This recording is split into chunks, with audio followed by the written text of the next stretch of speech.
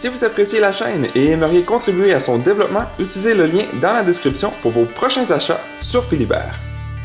Bonjour tout le monde, aujourd'hui je vous présente les jeux à venir sur Kickstarter pour le début mai. Premièrement, le 1er mai, The Phantom The Card Game sera lancé. Un jeu coopératif pour 1 à 2 joueurs et prendra de 20 à 45 minutes. Les joueurs vivent des aventures passionnantes en utilisant la ruse pour surmonter les problèmes et vaincre les ennemis, et vous pourrez même demander de l'aide à vos alliés en utilisant des armes et des actions pour vous soutenir. Le 1er mai, Blower Hunt Games lancera Hidden Territories, un jeu coopératif pour 1 à 4 joueurs et prendra de 60 à 120 minutes. C'est un jeu d'aventure où des héros puissants ou rusés explorent le royaume de Westry, qui est rempli de monstres, d'ennemis infâmes et de lieux fantastiques. Le 5 mai, Board Game Circus lancera Lost Lights, un jeu pour 2 joueurs et prendra de 15 à 25 minutes. Dans Lost Lights, 2 joueurs se battent avec leur groupe de divers personnages animaliers pour contrôler les régions d'Amanar. Au début, chaque joueur utilise le drafting pour obtenir 10 des 27 cartes magnifiquement illustrées. Durant votre tour, vous jouez une de vos cartes et effectuez un nombre d'actions égal à la valeur du point d'action sur la carte. Les actions vous permettent de renforcer vos troupes avec de nouveaux membres ou de déplacer vos troupes entre les zones de la carte. Dans les zones où les 2 joueurs se rencontrent, vous vous affronterez. Le 5 mai, White Label Games lancera High Noon, un jeu pour 2 à 6 joueurs et prendra de 60 à 120 minutes.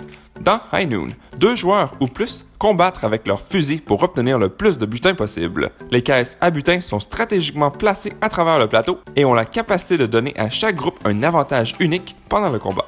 Le 5 mai, AV Studio Games lancera Pulp Invasion, un jeu pour 1 à 2 joueurs et prendra de 20 à 40 minutes. En tant que capitaine, vous parcourez les confins de l'espace en tant que commerçant et mercenaire. Vous êtes en fait un agent secret du Conseil intergalactique envoyé en mission clandestine pour explorer des planètes infiltrées par 3 races extraterrestres qui prévoient envahir les mondes pacifiques de l'Alliance intergalactique. Le 5 mai, Clever Green Board Games lancera Shards of the Jaguar, un jeu pour 2 à 4 joueurs et prendra environ 90 minutes. Un sort a été jeté sur le chef de votre tribu. Il était le guerrier le plus puissant grâce à sa capacité de se transformer en jaguar. Vous devrez donc aller au temple sacré récupérer les éclats de pierre du jaguar pour que vous puissiez obtenir la puissance du jaguar et devenir le nouveau chef. Le 5 mai, Guildhall Studio lancera Sea of Legends, un jeu pour 1 à 4 joueurs et prendra de 90 à 120 minutes. Sea of Legends est un jeu axé sur la narration avec un monde ouvert et vous devrez vous faire votre chemin vers la victoire en tant que l'un des 4 capitaines uniques. Attaquez des ports, enterrez des trésors, tombez amoureux et battez votre ennemi juré, alors que vous rivalisez pour devenir le pirate le plus légendaire en haute mer. Le 5 mai, Die Games lancera Utia, Torment of Resurrection, un jeu pour 1 à 4 joueurs et prendra de 60 à 480 minutes. C'est un jeu compétitif dans lequel vous incarnez l'un des 5 héros. Votre héros erre dans un monde ouvert avec des paysages fantastiques représentés par le plateau modulaire. À chaque tour, les joueurs utilisent des jetons d'action qui peuvent être dépensés pour le combat, le commerce, l'exploitation minière ou utilisés pour le mouvement. Le 5 mai, Beautiful Disaster Games en sera l'extension Crisis at Steamfall Genesis. L'extension Genesis propose un nouvel ensemble de cartes d'histoire pour chaque personnage original et présente également quelques nouveaux personnages. Cette grande extension comprend plus de 150 cartes compatibles avec les modes de jeu de base compétitifs et coopératifs. Le 11 mai, Brainworms lancera Cardspiracy, un jeu pour 4 à 8 joueurs et prendra de 40 à 60 minutes. Cardspiracy est un jeu de cartes de stratégie où les joueurs s'affrontent pour attirer le plus de followers en créant des titres viraux sur leur blog de conspiration. Pouvez-vous devenir le plus grand dans le monde de la conspiration ou êtes-vous voué à l'obscurité? Le 11 mai, Maclace Games lancera Sea of Nadia, un jeu pour 2 à 4 joueurs et prendra de 40 à 60 minutes. Vous prendrez le contrôle d'un capitaine et voyagerez sur un navire autour de la carte, collecterez des ressources, ouvrirez des coffres pleins de trésors, obtiendrez des pouvoirs spéciaux, obtiendrez les meilleures offres de marchands et bien plus encore. Le 12 mai, Horrible Guild lancera Railroad Inc. Challenge, un jeu pour 1 à 4 joueurs et prendra de 15 à 30 minutes. C'est un jeu de roll and rate avec un thème de chemin de fer. Il y aura la boîte verte et la boîte jaune.